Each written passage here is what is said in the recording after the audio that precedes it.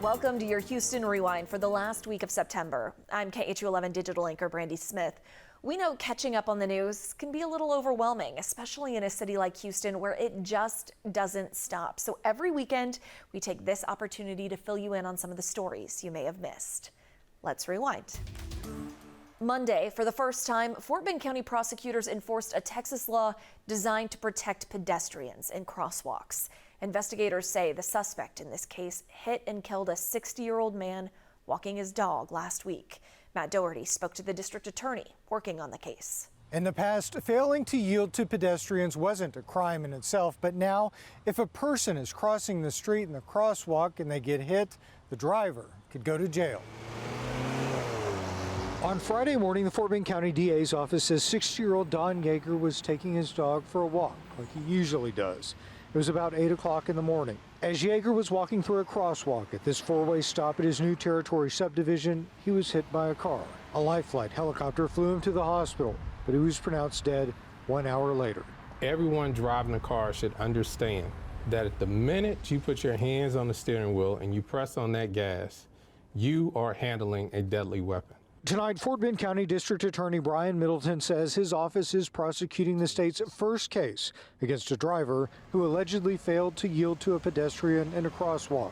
Bao Jiang is charged with an accident involving a pedestrian in a crosswalk. Middleton helped write the law called the Lisa Torrey Smith Act. It's named after the Missouri City woman who was struck and killed at a crosswalk back in 2017 while walking her son to school. Even thinking of it to this day, I still remember it like it was yesterday. Elliot Smith, her husband, says a driver wasn't paying attention the morning his wife was hit. Less than an hour before, I had told her goodbye. An hour later, she was gone. And it destroys you, to be honest with you. Before 2021, unless the driver was committing another offense, they wouldn't be charged with striking a pedestrian in a crosswalk. Unfortunately, we've seen an increase in the number of reports of drivers failing to stop and yield. Now, if a pedestrian is struck and injured, the driver could spend time in jail. In case you're wondering, it is not a crime if the person who was crossing the street was jaywalking at the time. The law also covers those in wheelchairs and bicycles, too. A viewer tip prompted KHOU 11 to start digging into train track problems impacting kids. Brianna Baisden emailed, quote, "The train problems in the East End continue to get worse. Children have to decide between being late to school or risking injury by climbing over or under." She also shared video that appears to show a kid checking out the train, throwing his bike over the rail car connector, then climbing over. People who live in the East End say going over and even under stop trains is nothing new. But one viewer told Jason Miles she was especially struck by that young man seemingly trying to get to school as best he could. Railroad tracks crisscross Houston's East End, making encounters with vehicles and pedestrians very common. The train issues have progressively gotten worse here in the past few months. Resident Brianna Baisden is especially concerned about trains that stop on the tracks, sometimes for extended periods, like this one we saw while flying Drone 11.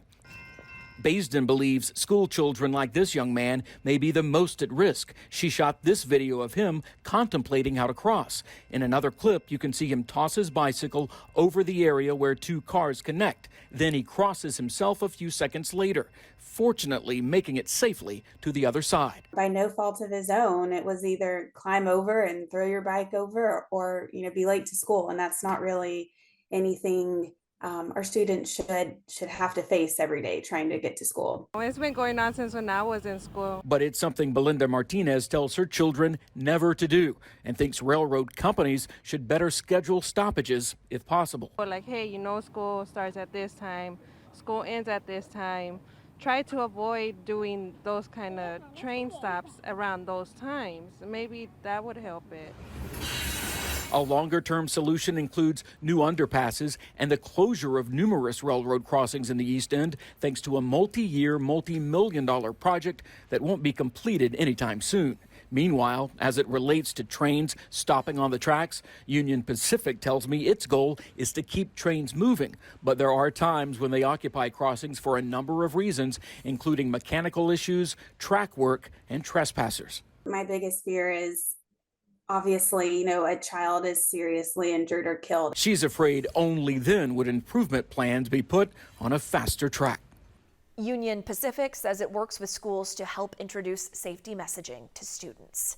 Just a reminder, this story came from a viewer, so if you have a story you want us to look into, just shoot us an email to newstips@khou.com. The Cypress area is experiencing explosive population growth, which is bringing some new challenges. A new study recommends building 8 new fire stations over the next few years to handle all the people moving to town. Marcelino Benito sat down with fire command staff to talk about their needs.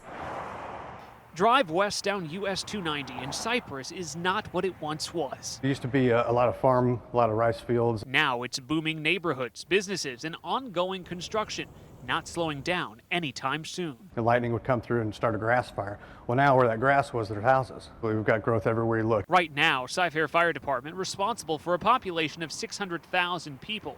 That increases every week. It's caused a lot of multiple calls happening per hour and multiple incidents with multiple units making response at the same time. It's a challenge the department is facing head on. Obviously with growth, slower traffic, increased response times, the solution for that generally is more stations, more firefighters. A study by Citygate Associates that works with local fire departments is recommending 8 new fire stations in the next 8 years. That includes repositioning existing stations to better respond to where the growth is happening. We're going to use the mapping programs and the software provided to us to make sure that we find the right land at the best places to give us the best and most effective response. The report also found a need for extra ambulance capacity, something Cy-Fair Fire tells us they are already working to address with extra units at peak times. We've got the industry's best that help us come up with this plan, and we're going to be there in their time of need. And new stations mean new firefighters. Chief Clemens telling me that's 12 to 18 per station. He says those jobs, once they're posted, are highly sought after, and they do fill up pretty quickly. A billion-mile journey ended right here in Space City. NASA scientists accomplished a historic first with the retrieval of an asteroid sample. Victor Jacobo explained the significance of this mission and what comes next. A capsule containing a sample of an asteroid could hold answers to questions we have about Earth's origins. That sample, a first for NASA scientists, completed a years-long journey through space to Earth and arrives here at the Johnson Space Center today. In the middle of the Utah desert on Sunday, a successful landing for a capsule containing a sample of the asteroid named Bennu. Over the last 24 hours, that sample has been prepared to make its way from Utah to Houston, where the next phase of its journey continues. We can't wait to crack into it. For me, the real science is just beginning. The spacecraft OSIRIS-REx was launched in 2016, then years later collected a sample from the asteroid and made its way back to Earth. NASA scientists believe the sample collected holds clues that can give us insight into the formation of Earth. We believe that we're bringing back that kind of material, literally maybe representatives of the seeds of life that these asteroids delivered at the beginning of our planet that led to this amazing biosphere, biological evolution, and to us being here today to look back on that amazing history. Now, scientists at the Johnson Space Center in Houston will disassemble the canister, extract and weigh the sample, create an inventory of the rock and dust, and begin to study the sample over the next 2 years. They'll also distribute parts of the sample to scientists around the world to study and learn more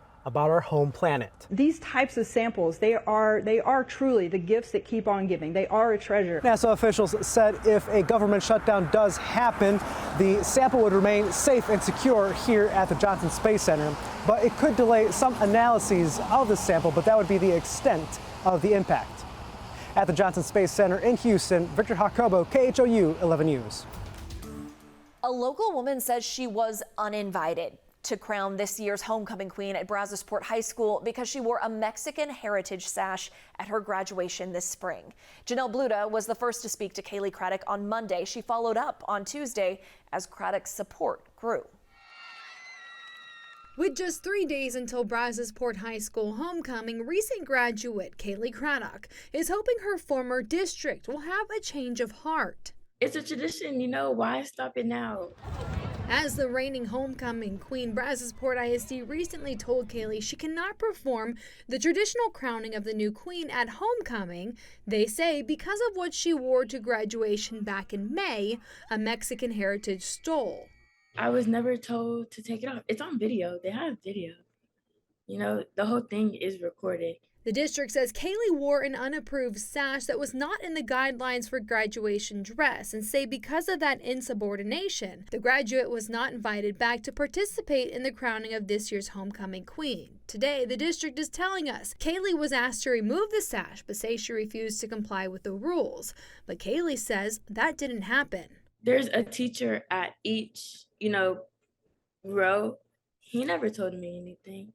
She doesn't understand why the district is just now punishing her for something that happened in May. And I wasn't out of dress code. We could have them.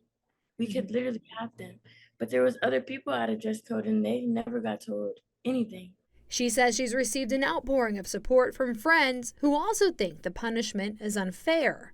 They don't think that graduation has anything to do with, homecoming and the tradition.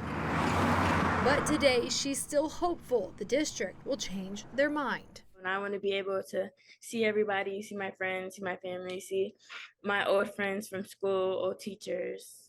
Janelle asked Brazosport ISD administrators why they waited until a week before homecoming to let Craddock know she wasn't invited and whether any other students were punished for disobeying dress code at graduation. In a statement sent the next day, the district didn't answer either of those questions. Instead, it said in part, quote, "It is the policy of Brazosport ISD not to discriminate or engage in harassment on the basis of race, color, national origin, sex, religion, age, disability, or any other legally protected status in its educational and vocational programs, services, or activities, or matters related to employment." Read the full statement and more about this story on KHOU.com. The doors of the Art Institute of Houston are officially closed after the company announced its abrupt closure nationwide. Ana Yeli Ruiz found out how other schools are stepping up to help students left in limbo. Hundreds of students here at the Art Institute were left in limbo after Friday. They received an email that the school was shutting its doors, but now help is on the way. It took a few days to process, but I'm doing better. Victor Gaitan was one of those students. We spoke to him on Friday after he received the email, and he was devastated because he was set to graduate in December. But he's remaining optimistic. Hopefully my credits all transfer and I could be already, say, a degreed graphic designer. Houston Community College has actually started reaching out to students after hearing the news. We were just in shock. They've created an entire website to help answer questions for Art Institute students. We jumped on things immediately. We just wanted them to know that they're not alone and that we're here to assist them. A big help for these students who thought they were left stranded. Many of those like Victor, they're the first generation in their family to attend college, and they're grateful for any help. It was a sigh of relief. It was a sigh of relief for sure, to say the minimum, because we're being heard. There's options there. Now, many of these students tell me they hope they can figure out their finances at their new schools. HGCs tells me they're committed to helping these students, and they even have partnerships with various universities. Ana Yeli Ruiz, KHOU 11 News. If you want more information about the web page created to provide resources for students, which Ana Yeli mentioned, you'll find it at khou.com/education. Pearland school leaders are pleading with students to stop bullying. Sherman Chow shared a message from the superintendent. Just a warning, some of what you're about to see is hard to watch. This was 2 years ago at Ross Sterling High School in Baytown. A 15-year-old student beaten for refusing to fight to be cool. Last year, this humble middle schooler with autism was harassed, his wrist broken. Extreme examples of bullying. Schools want to prevent that and bullying in any form. But lately, some things have come across my desk that frankly aren't proud moments.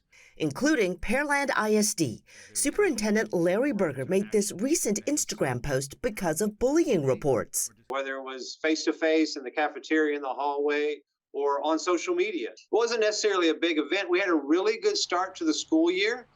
coming off the pandemic and a couple years removed from it, there were some social issues out of the pandemic. I just want to make sure that we don't go down that trail. The CDC reports 1 in 5 high school students reported being bullied on campus in the past year.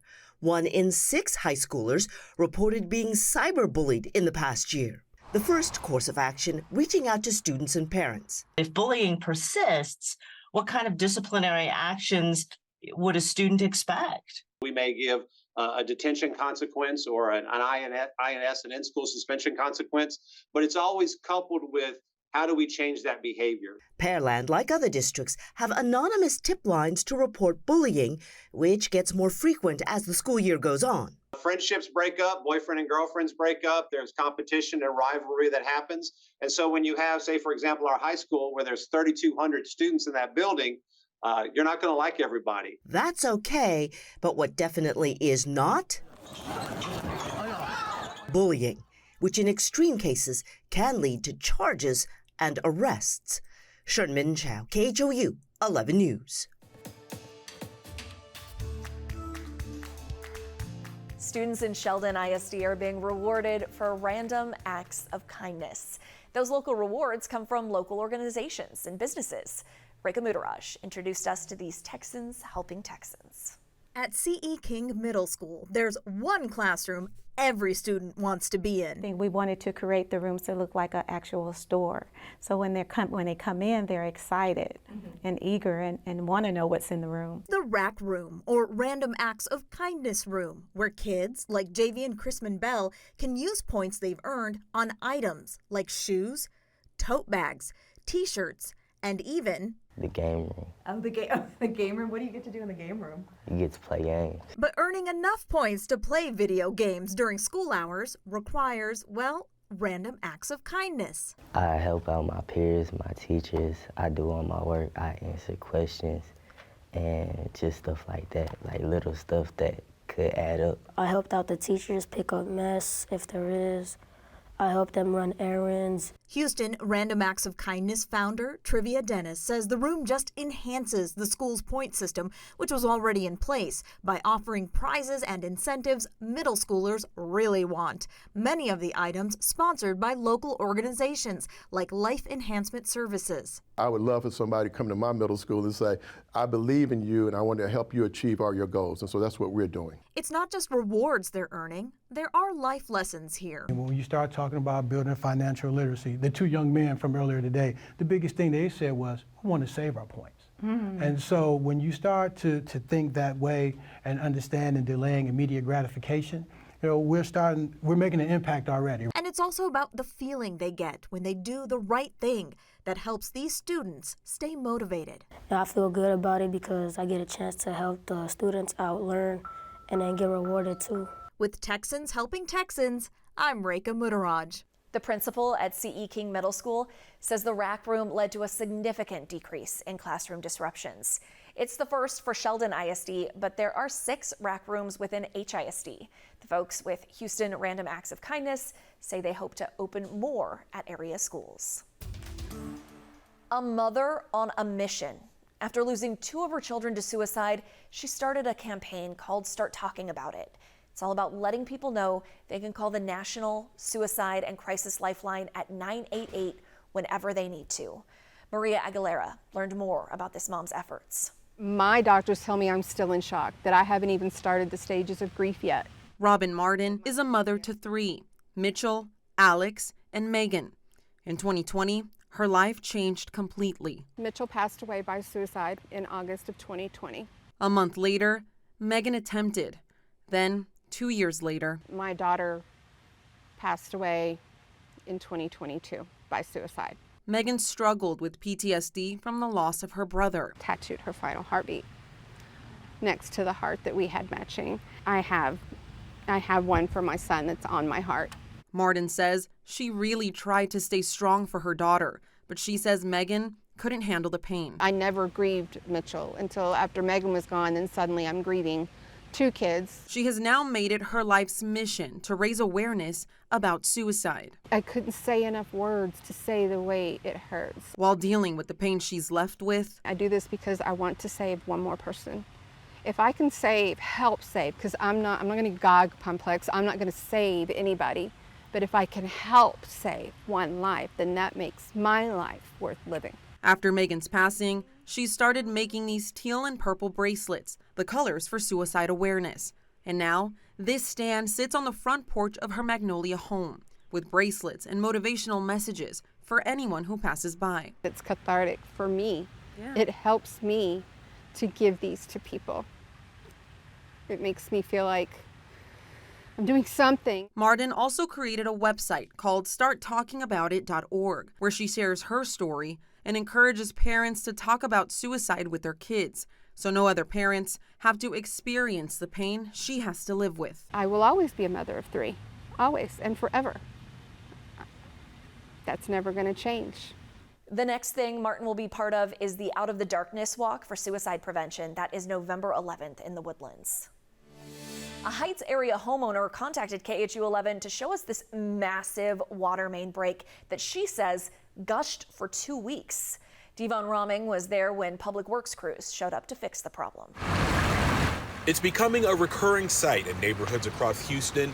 Water main breaks flooding streets and in some cases leaving homes in jeopardy. I mean, one house, it looks like it went right through the house out to Herkimer and his whole property was flooded. The latest break finally fixed tonight in the Heights off Nicholson Street, where for the last 2 weeks, city records show residents have placed numerous calls into 311. They said we're on the list. Hoping to prevent this. Around 1:30, the whole thing just burst. And it was like a 5-6 foot geyser coming out of the ground. These images captured by Heights resident Laura Gibney show just how bad things got. It filled the ditches probably in about an hour. When mine was full, it was filled at the top over the sidewalk into the street, wasn't going anywhere. Something Gibney says could have been avoided. I think if they addressed it a couple weeks ago, you wouldn't have to have this kind of manpower. The city says a lot of the water leaks we're seeing are due to outdated pipes, which crews are actively working to fix. In the meantime, the city tells KHOU 11 it prioritizes leaks near schools and hospitals and those that would knock out water service to large areas. Wednesday, the Houston City Council approved $500,000 to keep the B-Cycle rideshare program afloat until a new bike program gets up and running. Adam Bennett broke down the plan. At its peak last year, B-Cycle had more than 150 stations like these. They've since closed all but 60 of them and raised rental rates. The nonprofit running B-Cycle says they started having trouble keeping up with operating costs during the pandemic. Sponsorships dried up and rental fees alone couldn't sustain the network. Today, city council members approved money to keep running that reduced network and bring back as many suspended stations as possible until next summer. That's Metro is expected to launch their own system. Without this funding right now, we're almost like Mayor stopping the bleeding, because it's about the residents that need access, and it's the residents that are using this and asking for us to do this. Somehow or another, the model failed. Either they're not charging enough, or there's some problem here if it failed. Councilmember Kubosh was one of 4 members who voted no. Mayor Turner said he's still open to private sector funding or ideas to run a better business model. Most major bike share systems in the U.S. have corporate sponsorship. Tomorrow, Metro will vote on a multi-year $10.5 million contract with PBSC Urban Solutions. That vendor's equipment is used in bike share systems in New York, Chicago, and Washington, D.C., among other cities. Reporting in downtown Houston, Adam Bennett, KHOU 11 News. As expected, Houston Metro voted to launch a new bike share program. That service should be functional by next summer. We're celebrating Hispanic Heritage Month, and one of the rich traditions brought to this country from Mexico is mariachi music. Ron Trevino spotlighted a young band from Houston bringing mariachi to a national audience. 11-year-old Eduardo Antonio Trevino warming up his pipes. Right there, we're transitioning to laureles también en la. Those vocal cords are making him a sensation.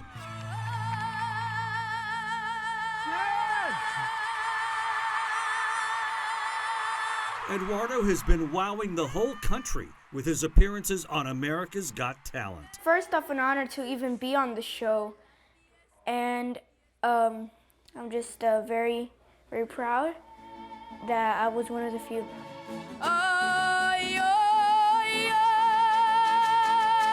He and his mariachi band practice often right in his parents' living room in Humble.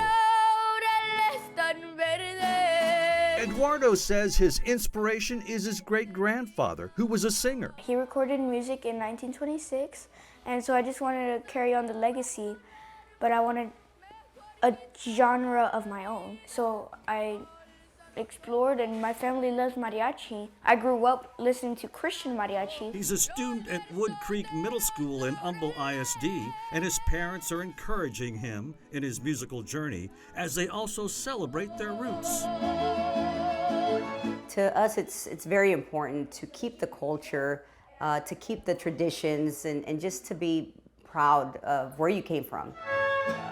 Eduardo wants to pursue music as a lifelong career, and right now, that future looks and sounds more than promising.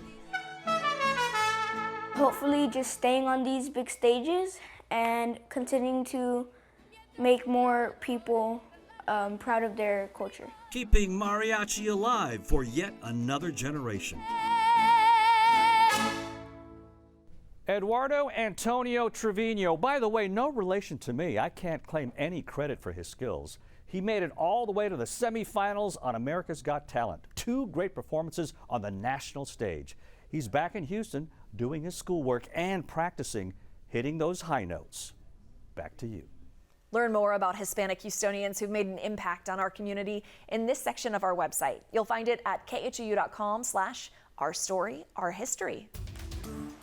A woman abducted from outside her home in Stafford shared her story exclusively with KHOU 11 on Thursday. She was too afraid to go on camera, but she told Annie Yeli Ruiz how the harrowing experience unfolded. No la secuestraron.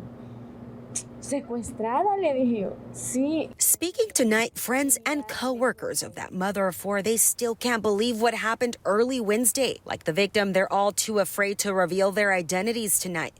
But say no me explico ahora qué es lo que pasó con él, la verdad. They can't explain why their co-worker, known as Brian Rodriguez, would do something like this. Nunca así supimos que él anduviera en cosas malas. They say they never knew Brian to do bad things. They tell us he used to work here at this meat market with the victim. Today, investigators announced the arrest of Brian Rodriguez, his wife Claudia, and 3 others in the kidnapping. The husband attempted to assist his wife. However, one of the suspects pointed a gun at him. They forced her into her own vehicle and they took off. Police say the victim's husband later got a phone call from a private number threatening to harm his wife if he didn't pay a ransom. They wanted $10,000. But police were able to track the suspects deploying a drone in the Sugarland area where they believed they were traveling. They found the victim's car. Then the FBI stepped in, tracking Rodriguez's cell phone to Galveston. Conducted a felony takedown where they located the victim lying on the floorboard of the backseat of the truck.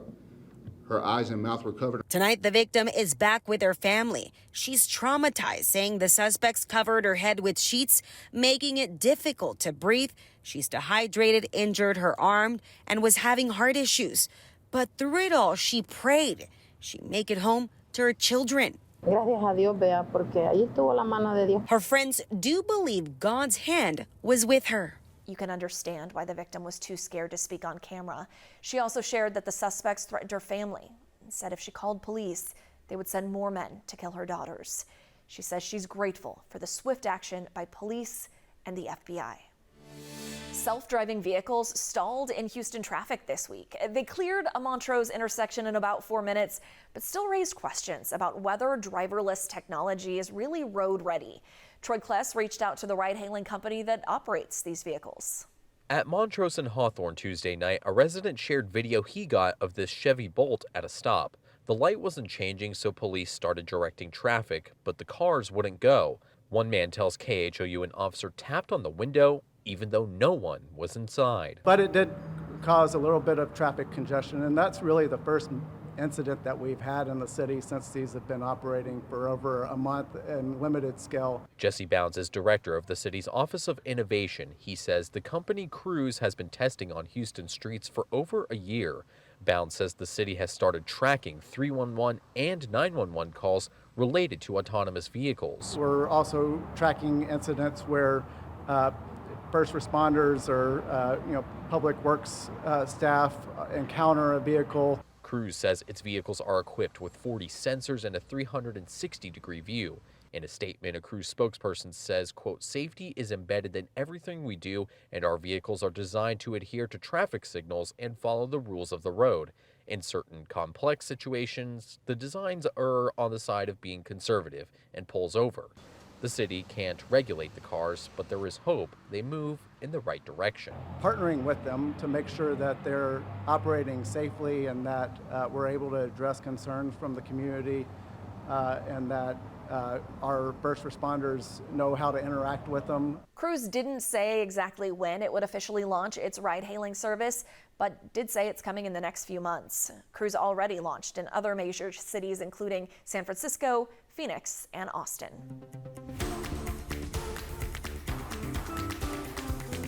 The Houston Dynamo won their second U.S. Open Cup with a 2-1 victory over Inter Miami. Ugochi caught up with fans who were up bright and early Thursday morning to snag some U.S. Open Cup championship gear. Hey, we're inside the Houston Dynamo team store where fans can get their hands on championship merch until 4 p.m. today while supplies last. Fans were seen inside the stadium this morning taking pictures with the championship trophy and buying Houston Dynamo items to show their support.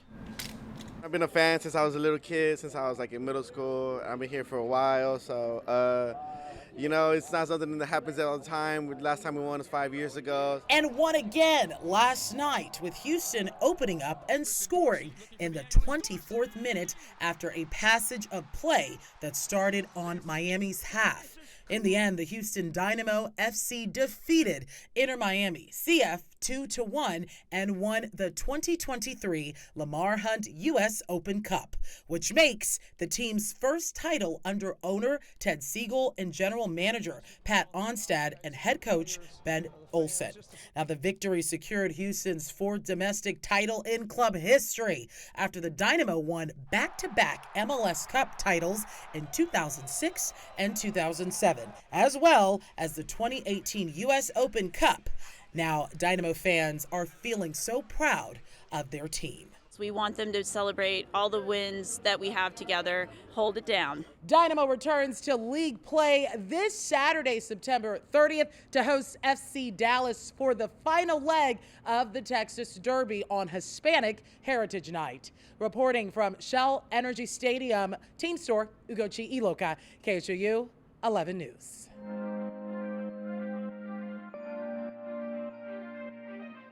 Living in the Houston area, art really is all around us, even in places you might not think to look, like electrical boxes at intersections.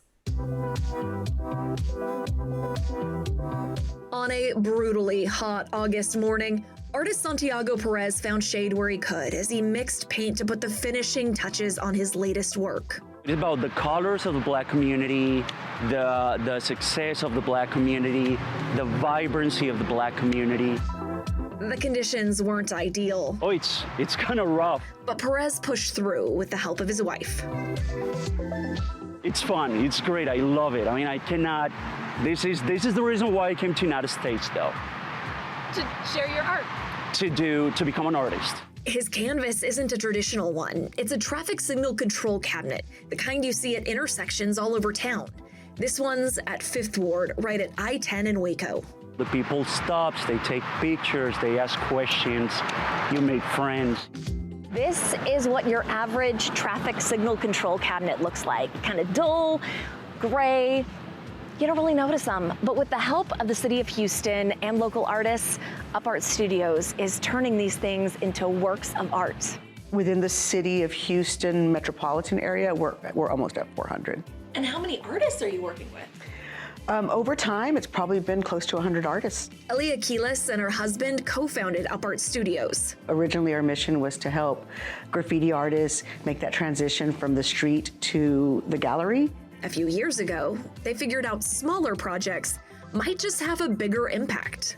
We'd seen this idea being done like all over the world, and we just thought, why aren't we doing it here in Houston? UpArt pitched a partnership to the city of Houston, and the program's been wildly successful.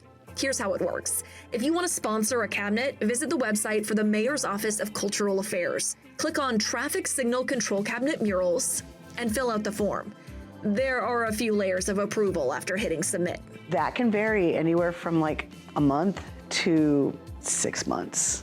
Then artists like Perez can get to work, sharing their skill and vision all over Houston. That's what I love about this project is being able to put art in communities that are often lacking it.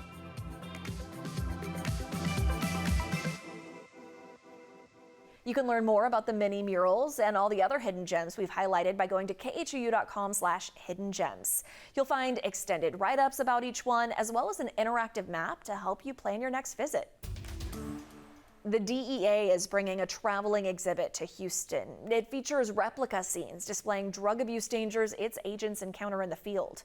Ugochi Aloka gave us a sneak peek. We're inside the new DEA traveling exhibit in Houston that officially opens up tomorrow at 10 a.m. here at the Health Museum.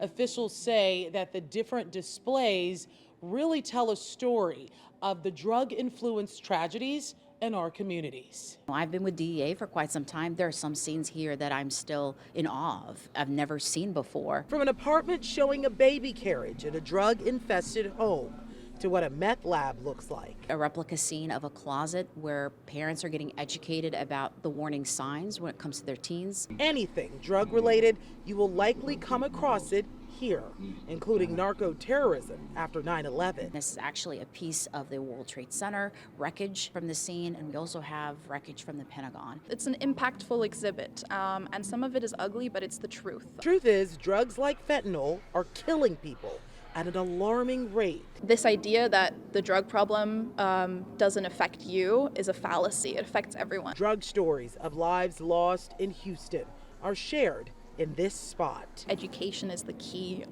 Prevention is the key. That's why the museum is offering free school bus vouchers to get more middle and high school students to visit the exhibit. We want to make it as easy as possible and just to get as many students from all around. It could save a life, and that's what we're all about, making sure our communities are educated and safe. The DEA traveling exhibit will be housed here at the Health Museum until next June. Reporting from the Museum District in downtown Houston, Ugochi Iloka, KHOU 11 News. September's Prostate Cancer Awareness Month. No one wants to get that diagnosis, but as Stephanie Whitfield showed us, treatments come a long way. Morton McPhail is a former Houstonian. Now he's retired, living in the Hill Country with his wife, but he still visits Houston to see his oncologist. I think it was in 2011 when I first got confirmation from a biopsy. He was diagnosed with prostate cancer. Morton has undergone treatment twice now. I have had very few side effects.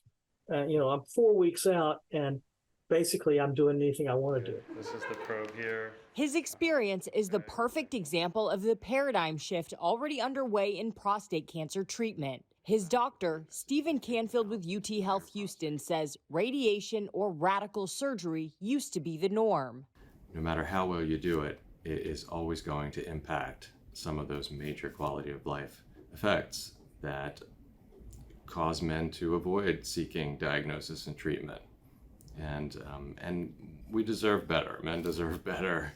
And it's time for new treatments. He says minimally invasive treatments have been available in different cancers. Now prostate cancer is catching up.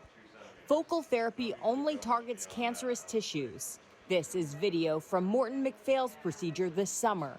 Something really new and innovative is using no heat at all and just destroying tissue without any heat. Less invasive procedures aren't an option for all patients. Morton is so grateful for how far treatment options have come in the decade since he was first diagnosed. I'm just extraordinarily pleased that my life has not been disrupted by what could be a fairly negative diagnosis. Stephanie Whitfield, KHOU 11 News.